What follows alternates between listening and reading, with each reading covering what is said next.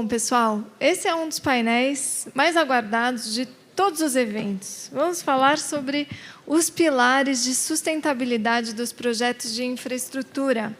Os pilares conhecidos como ESG, ou no Brasil, ASG. A gente vai ter aqui uma introdução muito especial, feita pelo diretor do BNDES, Dr. Fábio Abraão, que vai aqui nos prestigiar com um vídeo introdutório com as nossas primeiras provocações.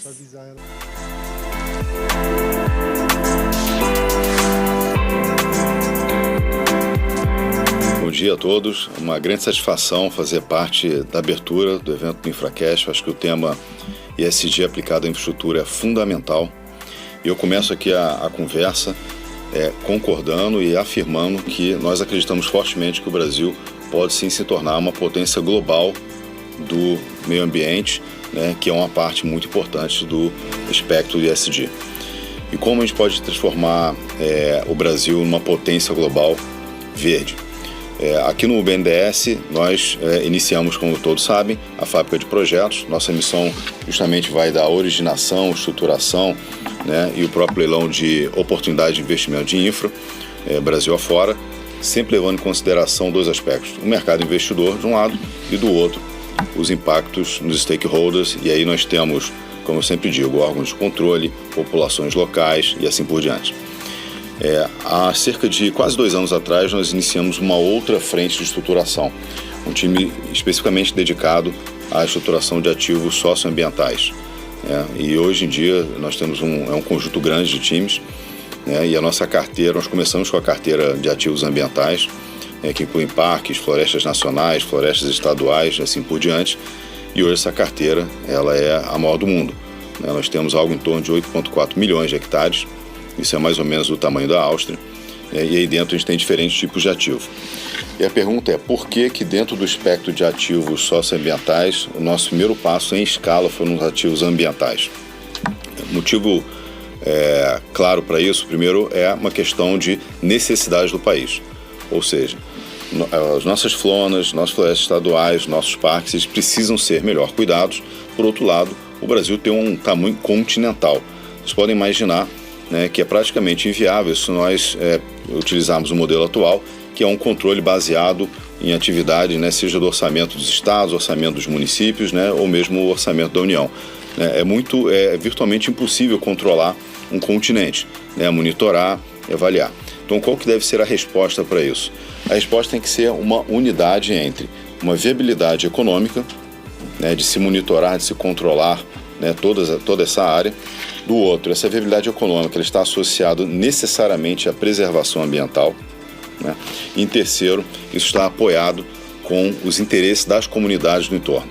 Quando nós temos as comunidades do entorno com seus interesses atendidos, e seus interesses alinhados com a preservação ambiental, e com a estabilidade, a viabilidade econômica desse ecossistema, nós temos a preservação efetivamente acontecendo, e o melhor, acontecendo e sendo estável ao longo do tempo.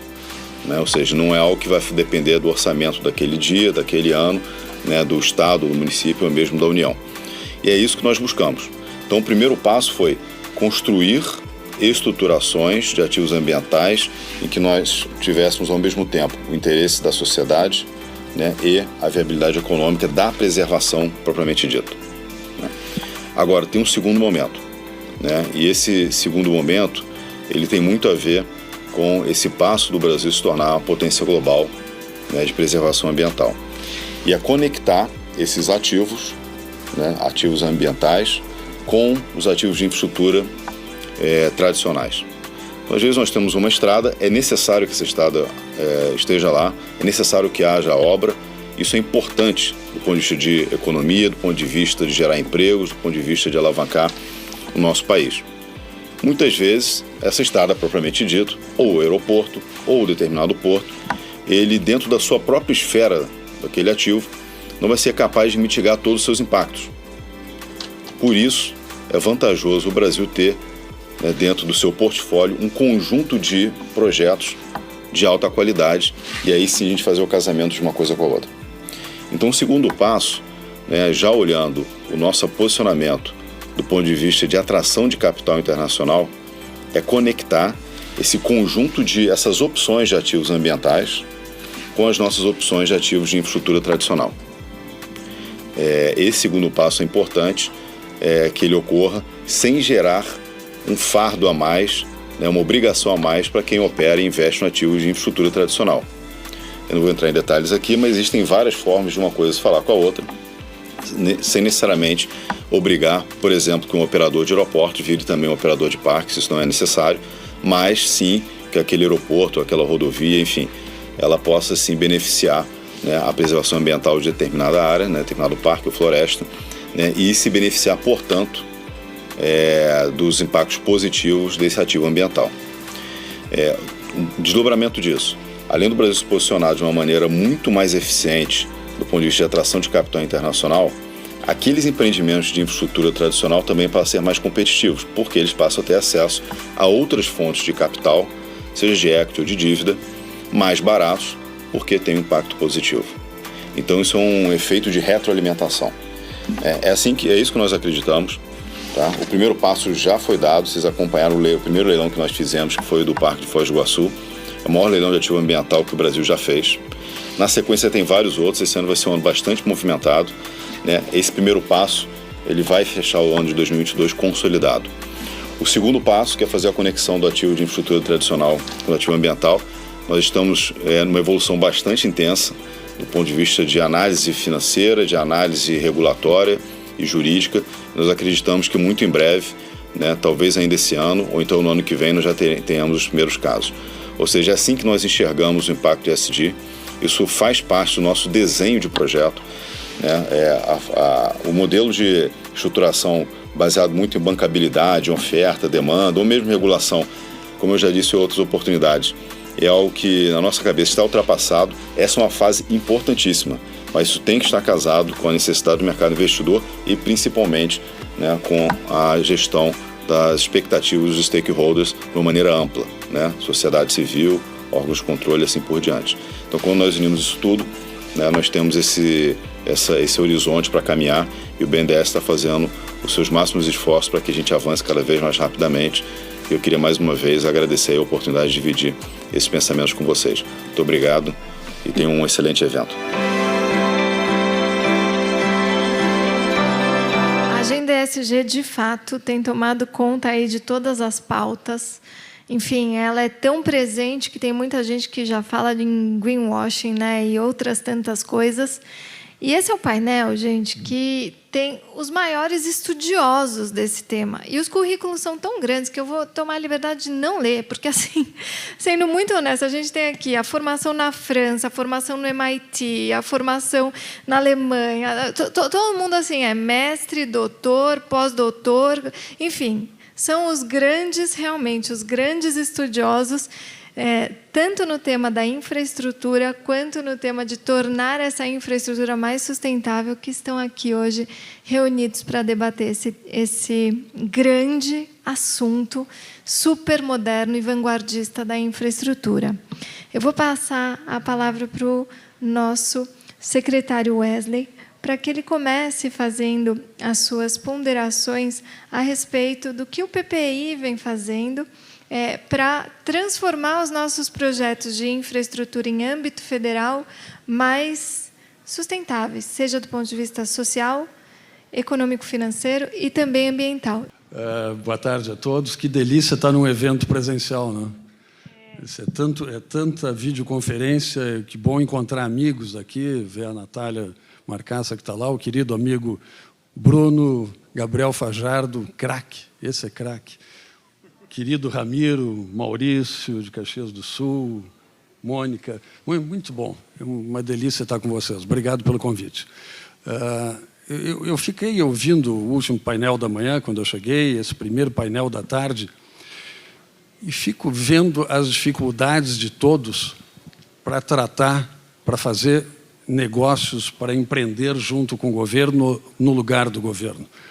E eu, como empresário, estando o governo nesse momento, que tive que aprender rapidamente que a coisa não era aquilo que a gente imaginava, vou chegar lá, vou sair privatizando, vender, não se vende nada.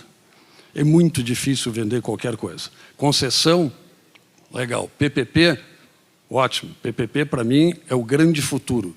No futuro, as licitações comuns por 8666 ou mesmo a 13442, isso vai ficar em segundo plano. As PPPs vão tomar conta. Embora, eu vou ser muito factual aqui, embora nos municípios haja uma dificuldade imensa de sequer saber o que é PPP, não sabe nem o que é o termo PPP. Na segunda-feira, eu fiz uma palestra na Marcha dos Prefeitos. Tinha lá 3.000 prefeitos, mais outras 3.000 pessoas, eram 6.000 pessoas, e eu fui falar sobre locação social, que é um dos novos projetos do PPP, do PPI, desculpa. Eu uso isso o tempo todo, as pessoas mudando, agora eu que troco aqui. As pessoas falando a dificuldade daqueles prefeitos entenderem quanto podiam fazer através de PPPs, que eles não têm a menor ideia de como se faz na saída, ficar aquele interrogatório ali, e vai ser difícil acontecer, mesmo a gente fazendo cursos, ajudando as prefeituras a entender isso.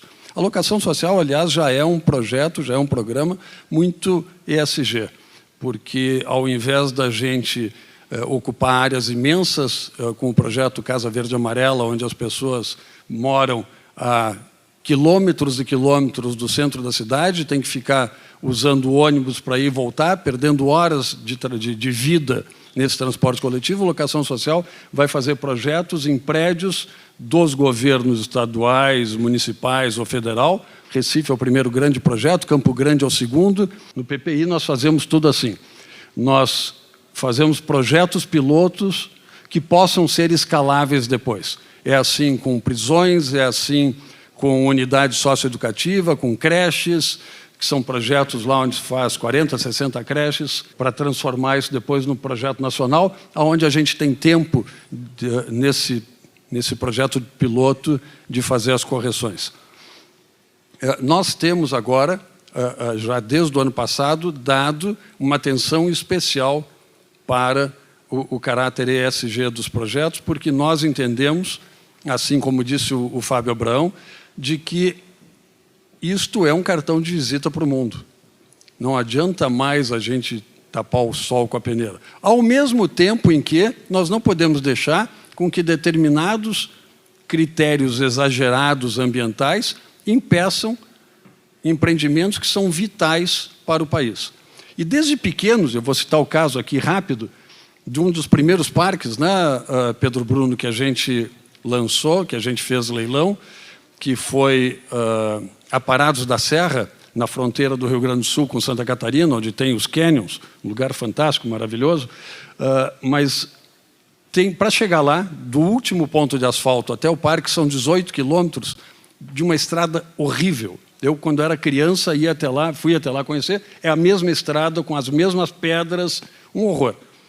Destrói qualquer carro para chegar lá. Então, vamos asfaltar, o que é óbvio. Não, o meio ambiente do Estado não permite o asfalto. Mas por quê? Porque ele tangencia o parque. Dá vontade de dizer um palavrão nessa hora, né? Porque tangencia o parque. A estrada já está lá, é só para asfaltar. Vai ser uma briga para asfaltar a estrada. Foi uma briga conseguir dinheiro, nós conseguimos o dinheiro, e agora não se pode asfaltar a estrada para que o parque seja mais viável, mais encantador e preserve a natureza. Isso é uma coisa que as pessoas têm uma dificuldade imensa. Hoje o BNDES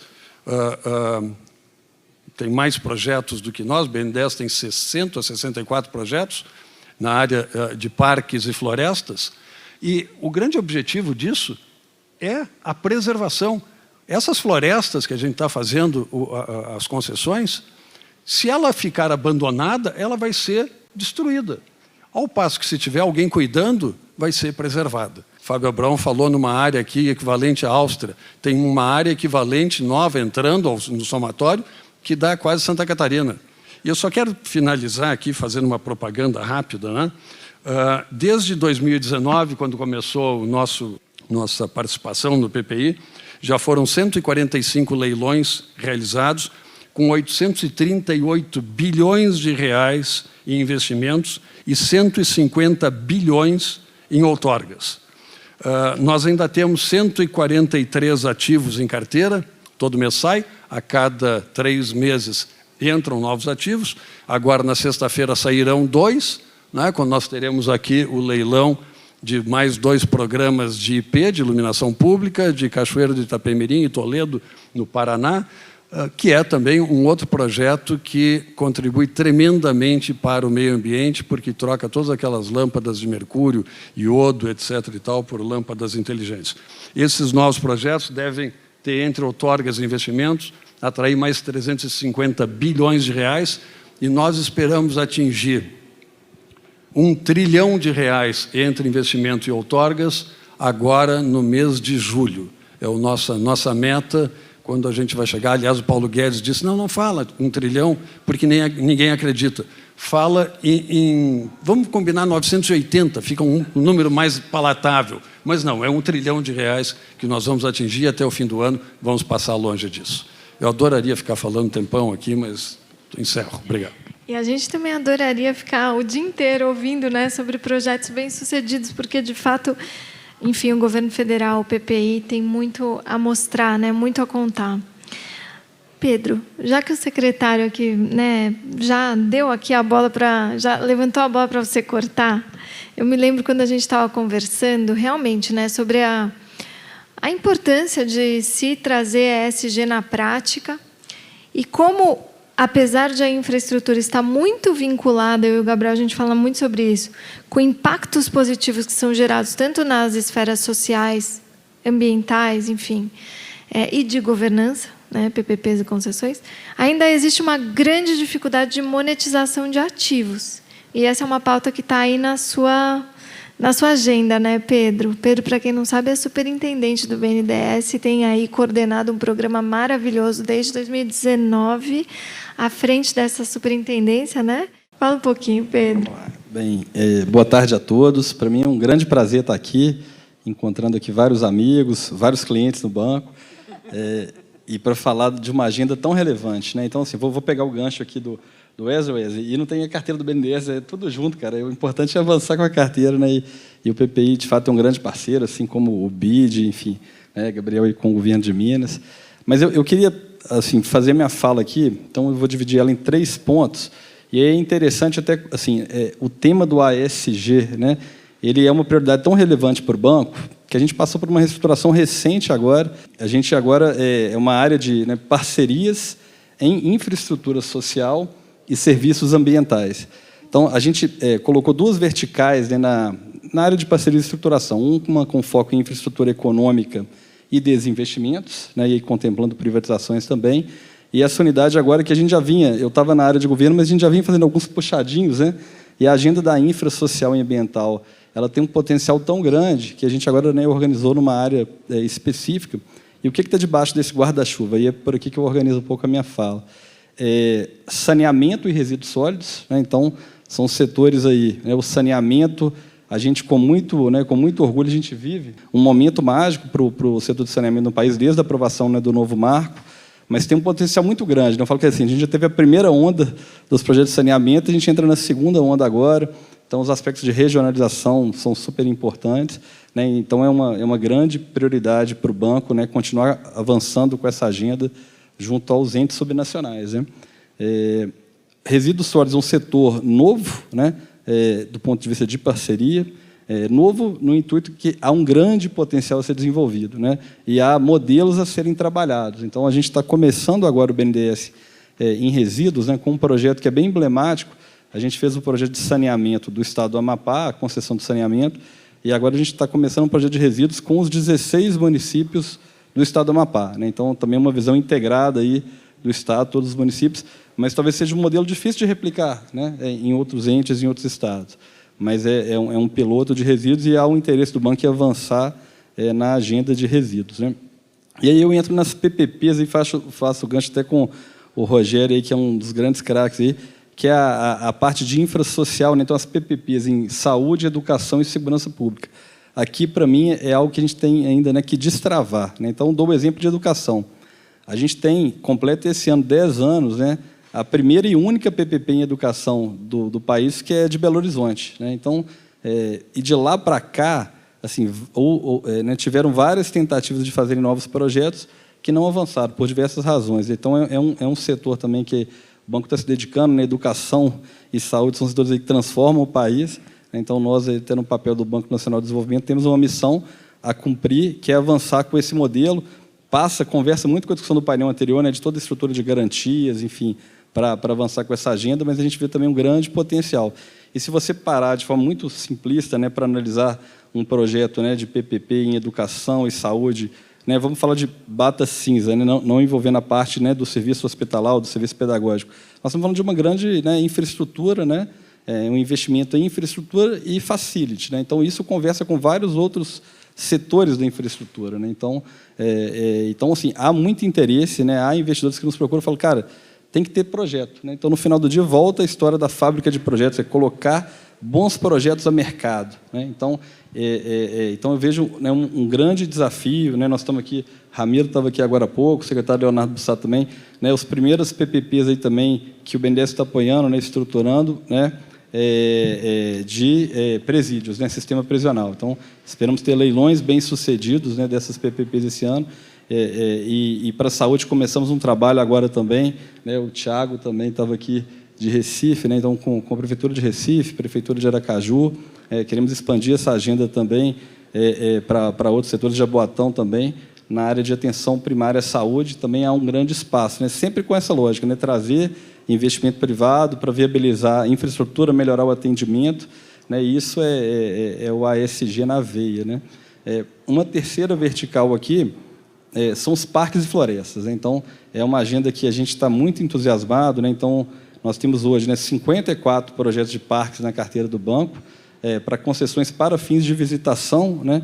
14 com o governo federal. O primeiro leilão que foi o nosso cartão de visitas é o Parque Nacional do Iguaçu.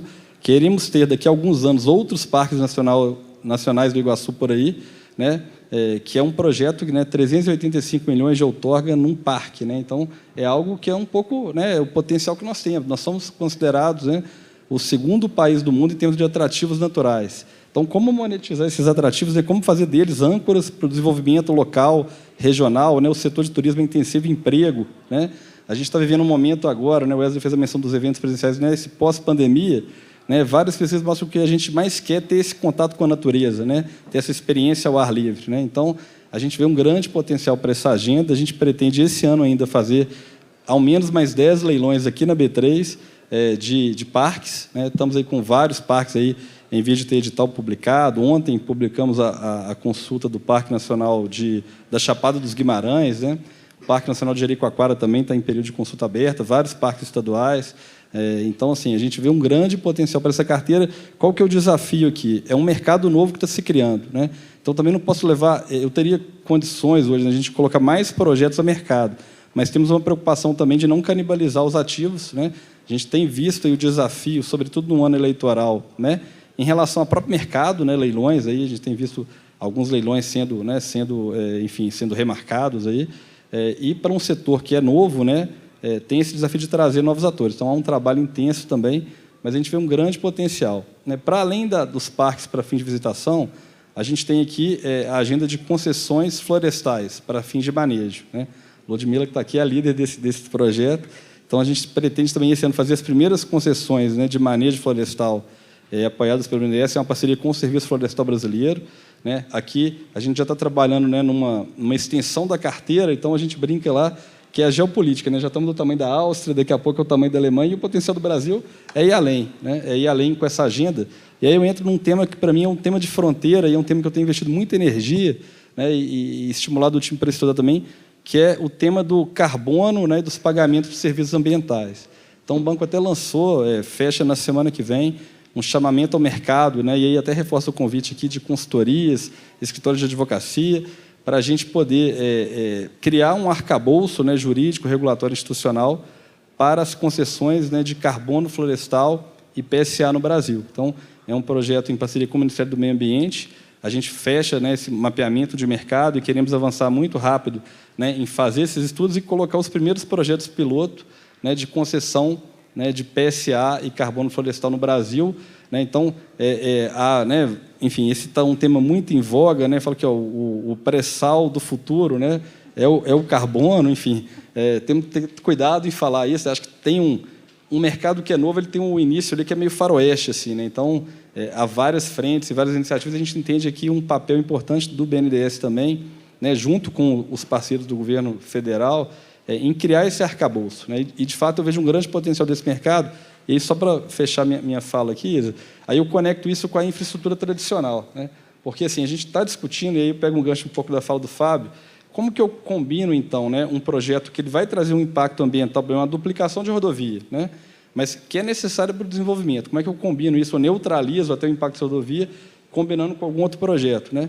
E aí, o que a gente tem discutido é o seguinte: a parte ambiental, e essa, para mim, é uma visão de futuro, ela não é para ser um passivo do projeto. Poxa, eu tenho que gastar recurso aqui. Pelo contrário, isso é um ativo, né? Isso é um ativo.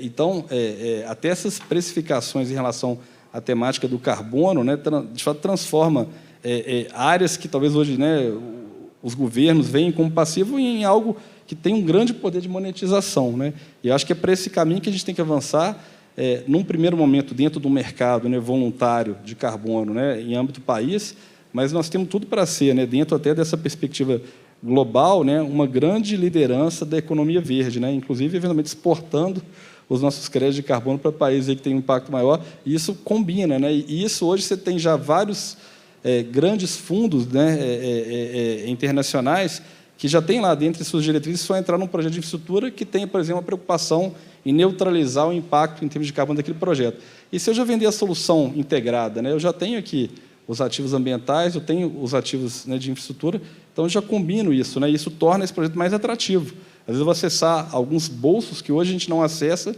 por ter projeto. Então, assim, essa é uma visão de futuro. A gente tem trabalhado muito isso no banco. Então, acho que para dar um panorama geral e agradecer mais uma vez o convite. A gente que agradece. E, aliás, você falou sobre ativos sociais, né, ativos de saúde. Eu não poderia deixar de enaltecer a presença do Dr. Tardelli, que, por muitos anos, foi o coordenador do projeto de parcerias público-privadas em saúde, né, dos complexos hospitalares aqui de São Paulo. E amanhã vai ter uma visita aí, vai ter toda uma, enfim, uma explicação desse grande projeto, lindíssimo projeto, pelo próprio Dr. Tardelli. Gabi, você conhece uma maior especialista em transportes do que essa mulher incrível, essa Carisa maravilhosa, que é especialista em transportes do Banco Interamericano de Desenvolvimento? E, assim, de fato, é uma das maiores conhecedoras de mobilidade do Brasil e no mundo, né? A gente falou aqui bastante sobre a pauta, né, geral do que está pulando aí em âmbito federal e nacional e também subnacional. Mas agora vamos entrar nos setores, né, Gabi? Vamos falar sobre mobilidade e sobre saneamento, porque já vou te apresentar, peraí.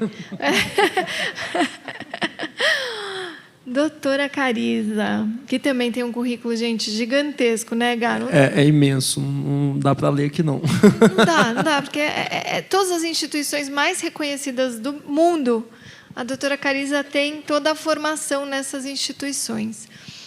Conta para a gente o que você está vendo nessa pauta ESG em transportes. Só para pegar o gancho aqui antes da Carisa falar e te Gabriel. apresentar, a Carisa, além de tudo, eu vou puxar a sardinha, porque para o estado de Minas Gerais a gente fez um trabalho conjunto de um diagnóstico do transporte coletivo, né, dos problemas do setor. Eu acho que o transporte coletivo é um dos setores que talvez todo mundo aqui consiga entender um pouquinho, porque ou já pegou, ou conhece pessoas que utilizam do transporte, e a gente tem tantos temas de fronteira, né, no transporte coletivo que a gente vai se deparando que talvez falar de ESG no transporte público pareça até assim, avançado demais, né? Porque a gente ainda debate tantos outros problemas antes. Então, só complementando, porque eu tenho certeza que você vai contribuir com esse debate.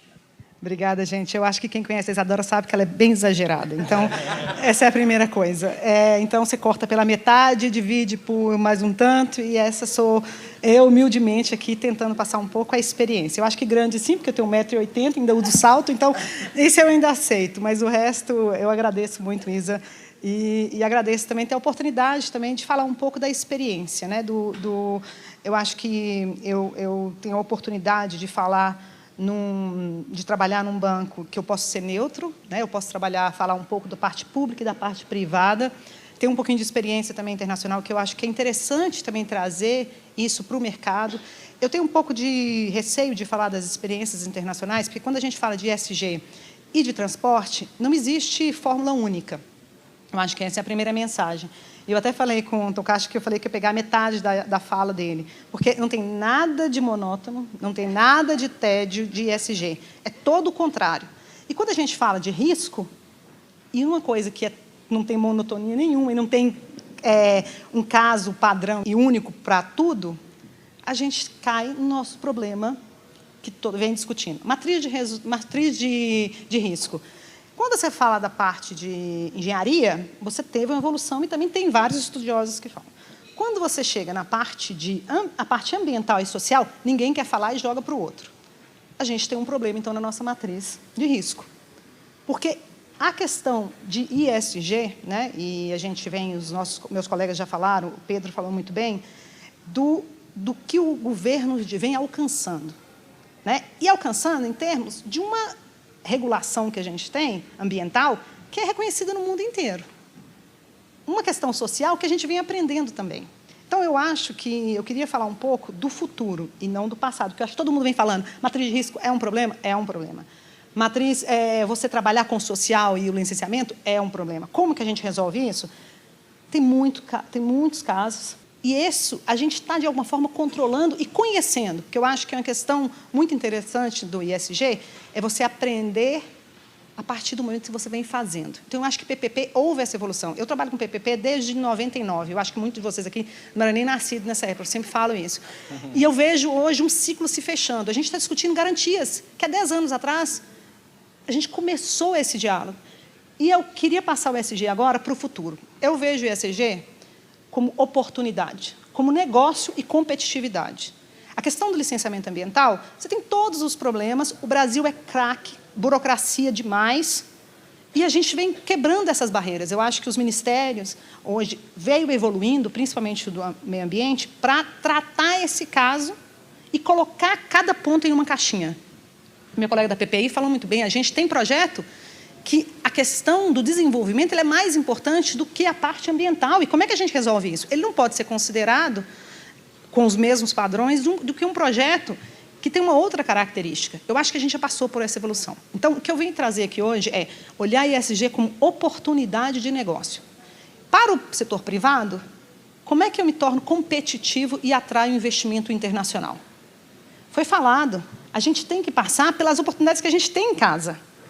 A captura de carbono é um dos exemplos disso. Como é que o Brasil está se evoluindo regulatoriamente, com conhecimento, em desenvolvimento, com piloto, na maior riqueza que a gente tem? Vou deixar essa pergunta aí para vocês pensarem. A outra coisa é, com os ativos combinados, o que a gente pode fazer de melhor para que o privado tenha oportunidade de ascender ou de resgatar o mercado internacional. Para vocês terem uma ideia, no ano de 2020, 1,3 trilhões de dólares foram negociados de fundos verdes.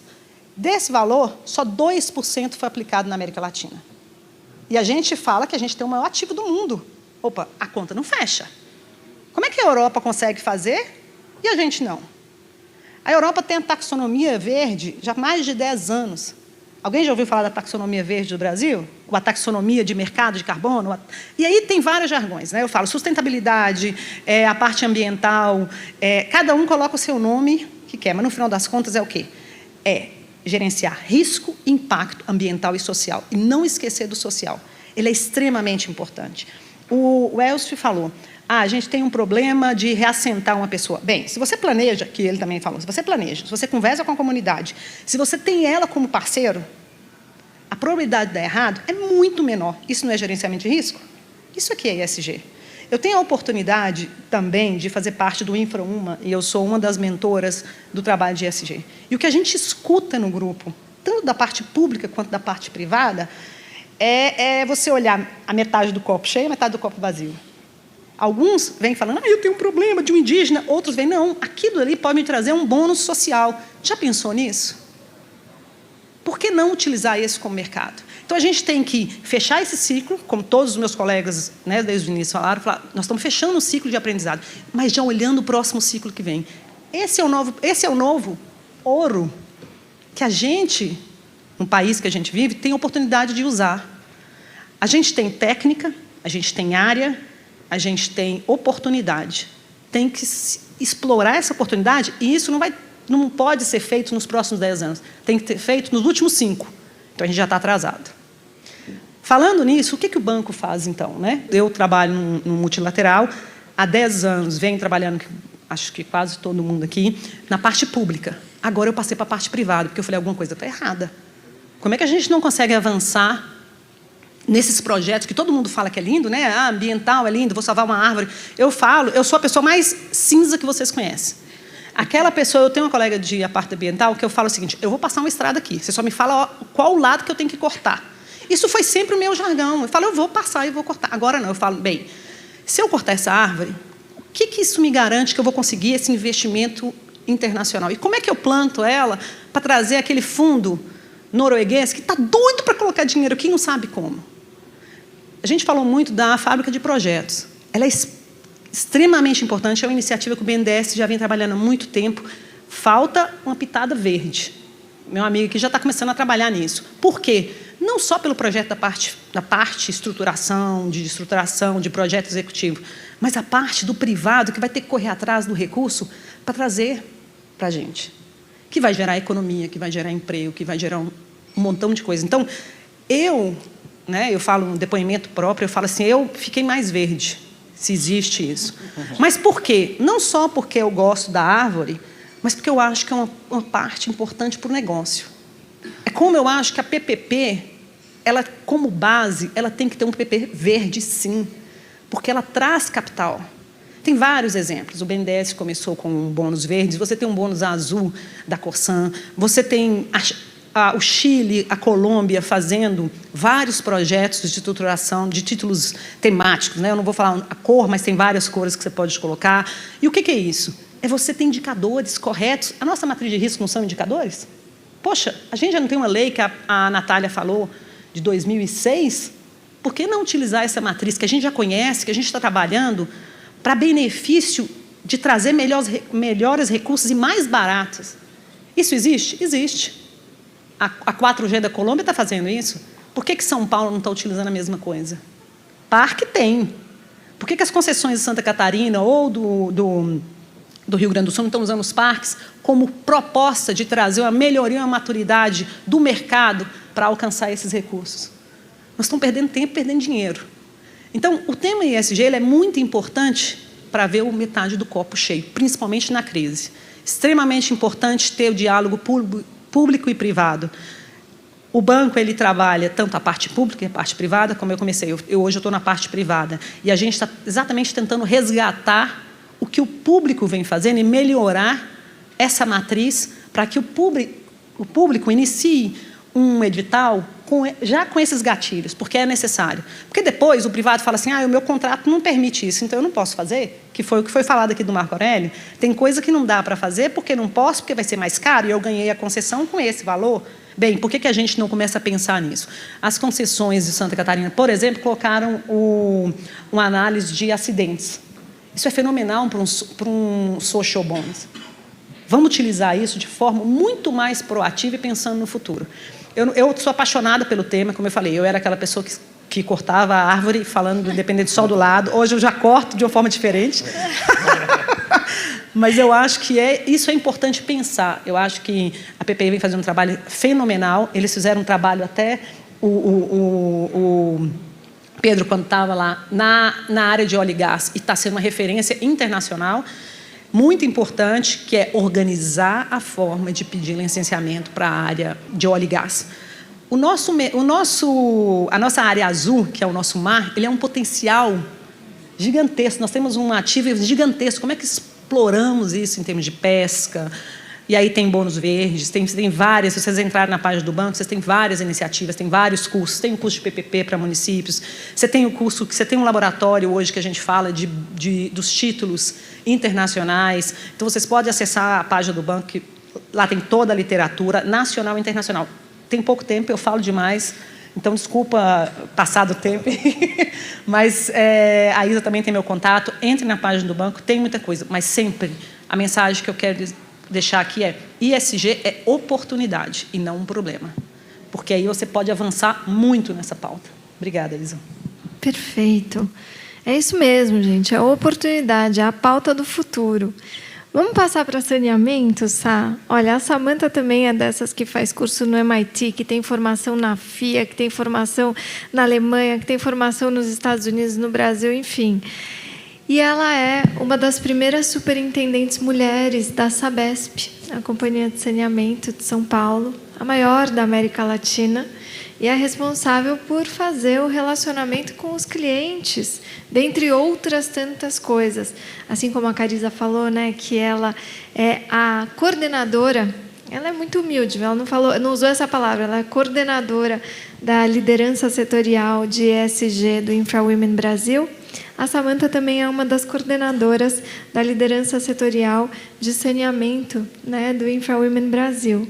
Sá, conta para a gente o que você tem visto aí na pauta ESG. Você é uma das grandes precursoras desse tema no setor de saneamento. Bom, eu agradeço a todos aqui, especialmente a vocês, adoro o convite para a gente fazer esse debate rico. Eu vou me juntar à Carisa para falar que ela realmente divide por 2, por mais 2. A única coisa de grandeza também é minha altura, também tenho 1,76 m, o resto é carinho da Isadora, quem conhece sabe. Bom, eu acho que aqui foi muito bom ter sido a última a falar, porque eu fui pegando um pouquinho de cada um dos colegas que estão comentando aqui. E aí eu vou fazer um alinhavo em relação ao saneamento com um pouquinho do que cada um falou, né? Então, começando aqui pelo Wesley, quando o Wesley fala o seguinte: o futuro é a PPP, é o grande negócio, né? Quando a gente fala do mercado de saneamento, e eu tenho certeza aqui que todos estão muito alinhados a esse tema, porque a gente foi pauta aí nos últimos 3 anos de discussões e etc. sobre o novo marco legal, a gente precisa aterrissar um pouco sobre esse tema, né? Então, falou em saneamento, todo mundo vai e olha para a privatização e etc. A privatização é um fato, elas estão acontecendo, os estudos estão sendo feitos e etc., estão pautados pelo novo marco legal, mas eu acho que a gente pouco explora, ou precisaria explorar mais, as oportunidades de PPP e parcerias estratégicas com o mercado no saneamento, né? A gente sabe, e Wesley bem falou, que é difícil vender, né? Difícil privatizar.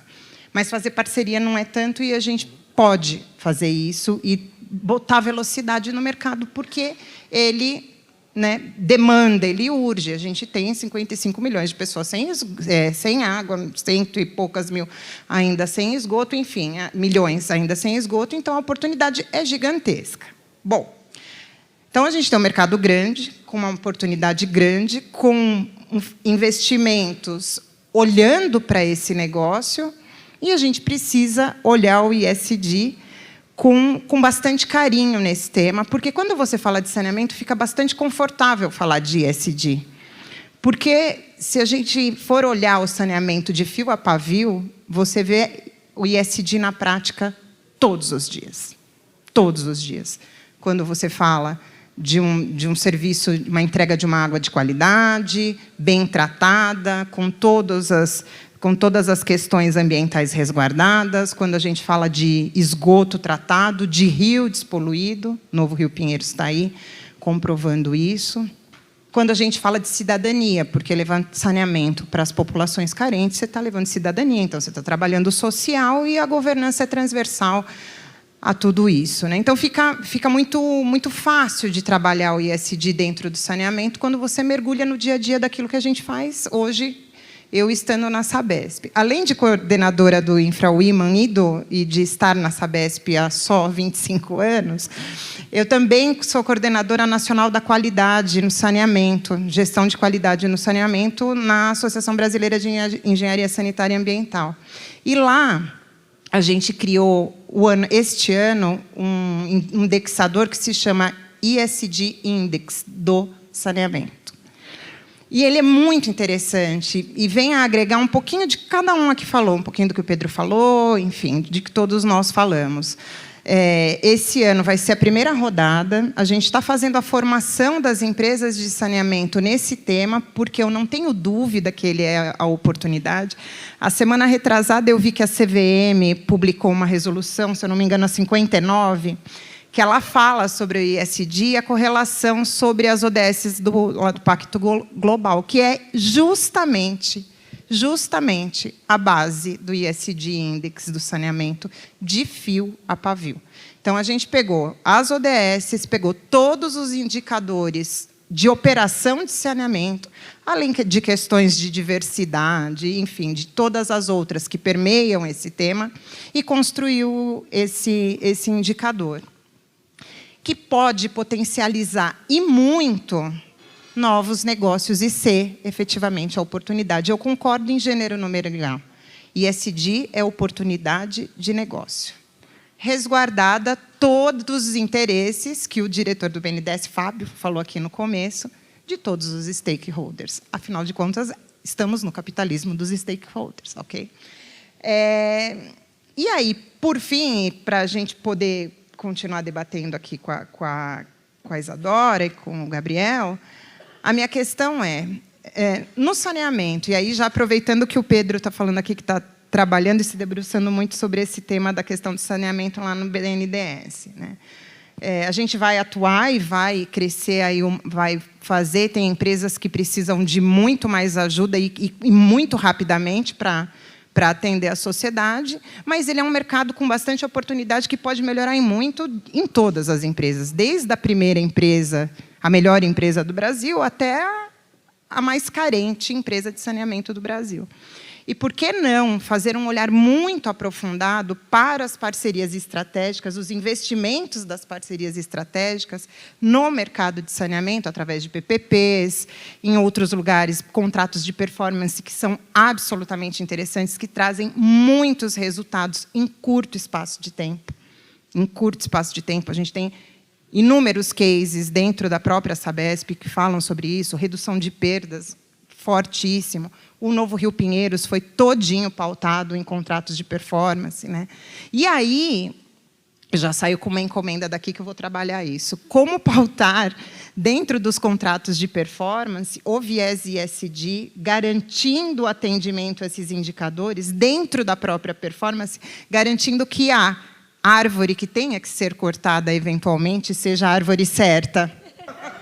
Então, acho que, assim, se eu pudesse trazer alguma contribuição, falando do mercado de saneamento, todo mundo que trabalha com infraestrutura conhece de alguma forma, sabe que um assunto está em pauta, todo mundo já ouviu falar muito de privatização e a gente está aí acompanhando, vamos ver o que vai acontecer e vamos incentivar, o país precisa disso, mas eu ainda acredito que o grande potencial, falando em volumetria e rapidez, são as PPPs e as parcerias estratégicas, eu não tenho dúvida. E aí, trazer o ISD transversal a tudo isso. Acho que Isa, eu vou te Isa. cortar antes de você pegar o microfone, senão você vai me cortar, Claro, porque eu sei que está colocando ali. Então, porque eu vou cortar antes disso. Não, Samantha, é exatamente isso. É pegar isso e trazer isso como oportunidade. Eu não posso deixar de falar do trabalho que a Mônica vem fazendo aqui na B3, porque a B3 também tem um índice, eu até anotei aqui, índice de sustentabilidade empresarial, onde você coloca a sua empresa e você passa por esse filtro. É exatamente isso. E tem dois motivos aí. Você vai selecionar as que estão trabalhando e dar, né, e promover esses incentivos a essas empresas. As outras, e aí você pode separar o joio do trigo. Você pode falar algumas que não têm interesse e vão continuar e vão morrer. Sim. E tem outras que vão precisar de ajuda e você pode focar o seu trabalho. O saneamento, ele é assim, porque a gente tem esse nível, por conta do marco setorial, a gente pôde conhecer o mercado e separar esse mercado e poder trabalhar cada um dessas três grupos diferentemente, isso é fundamental. O Brasil tem muito dinheiro. Não vem falar que não tem dinheiro, que não tem, porque o banco tem dinheiro aqui, tem muito. E muito, estou vendo ali o Pedro que já olhando ali, meio cara assim, tem. Né, o pessoal do metrô, do CPTM já vai pleitear ali. Tem. Minas tem, BNDES tem. Mas é colocar de forma efetiva. Eu acho que é esse que é o grande desafio nosso. Naquilo que gera impacto positivo, né? Impacto positivo. Sabe o que eu ia falar? Eu ia falar para o Gabi arrematar aqui, fazer as conclusões desse painel, Pegando tudo isso que foi falado, porque eu acho que uma coisa importante, a Samantha bem pontuou, né? Assim, e a Carisa arrematou, tem questões que podem ser olhadas pelo investidor, né? Que podem ser olhadas pelo ambiente de investimento. Mas tem empurrãozinhos, os nudges, né? Que podem ser feitos pelo governo. O Pedro falou, né? O secretário Wesley falou. E acho que o nosso subsecretário Gabriel também pode falar um pouquinho de como conseguiu incentivar, desde logo, num projeto emblemático, critérios ESG no primeiro edital que trata desse tema no Brasil, dessa forma tão estruturante. Isa, de novo eu vou te interromper. Eu tenho que interromper de novo. Só mais uma coisa, porque eu esqueci. A gente está tratando de mitigação aqui. E tem que tirar o protocolo, né, gente? À tarde tem que...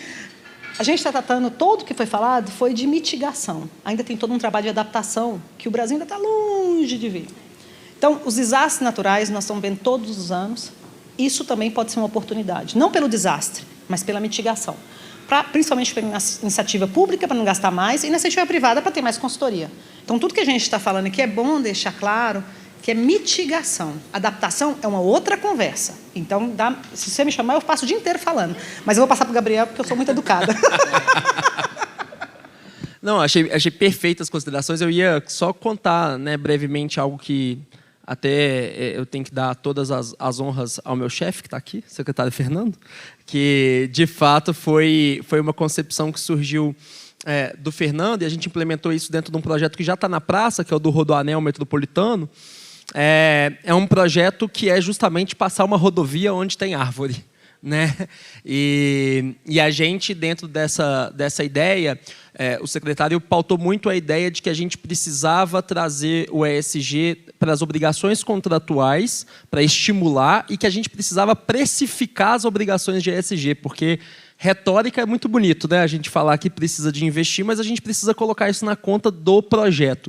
Então, primeiro, nos nossos projetos, a gente tem as obrigações de ESG, primeiro trazidas como obrigações contratuais, indicadores de desempenho, mas também precificadas dentro do modelo econômico-financeiro do projeto. E no Rodoanel, a gente pensou muito, é um projeto Greenfield, né? São 100 quilômetros de rodovia, num projeto totalmente Greenfield, e a gente pensou como que essa rodovia ela vai se inteirar dentro de uma comunidade já existente, né? Entender também onde que esse projeto de infraestrutura se insere dentro do local, dentro da cultura, dentro das pessoas, e aí a gente procurou fazer, justamente pegando tudo isso que vocês falaram, trazer o investidor, incentivando o investidor, mas também entendendo, como a gente falou aqui do Marco Aurélio, sobre reequilíbrios econômicos financeiros, enfim, que isso a gente tem que incentivar, mas a gente também tem que pagar por, né? A gente tem que precificar, colocar na conta. Muito, muito bom. Eu adoro discutir esse tema com todos vocês. São mega capacitados. Eles são realmente bibliotecas ambulantes. Então, eles têm todas as referências a respeito do tema. Então, queria agradecer imensamente a presença de todos vocês para debater esse tema tão vanguardista, que a gente possa ter projetos mais verdes, mais sociais e que ajustem aí a nossa governança para gerar melhores oportunidades e melhores investimentos. Muito obrigada.